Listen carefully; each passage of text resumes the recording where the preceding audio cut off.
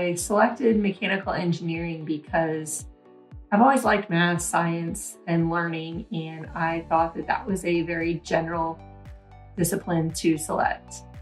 I absolutely love being a forensic engineer because every day is different, and I really feel like I get to help people in the everyday world rather than working in an office on design or manufacturing widgets.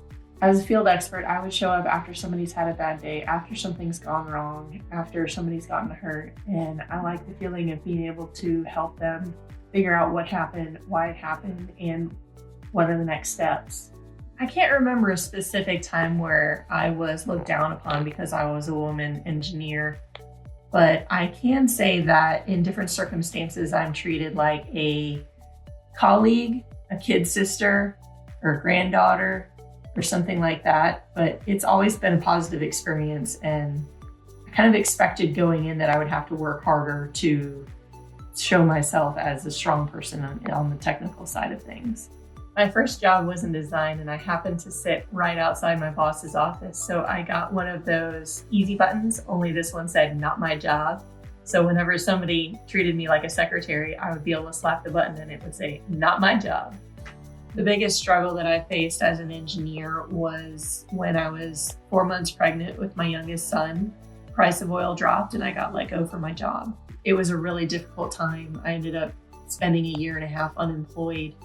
And that's when I found forensics. And it has been a great blessing to be able to work from home and schedule inspections and phone calls around my schedule. And forensics seems to be recession proof. And we were busy during the pandemic, and there's just always something going on.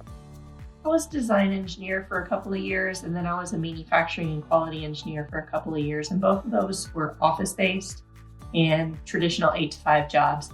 One of the most incredible things about being a forensic engineer is that it's mostly work from home.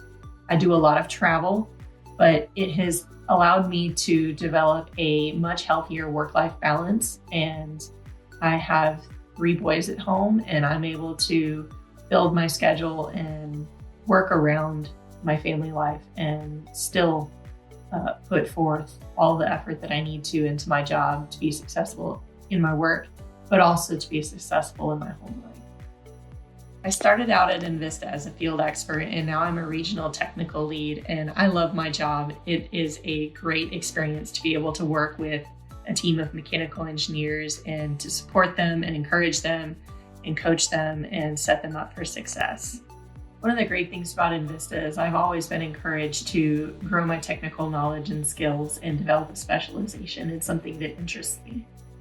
For the women out there considering engineering as a discipline, I highly encourage it. There's just so much that you can do with it. There's so many different things that are opportunities in different industries, and teaching and learning and research and manufacturing, design, forensics. Just find out who you are and what you want to do and what makes you unique.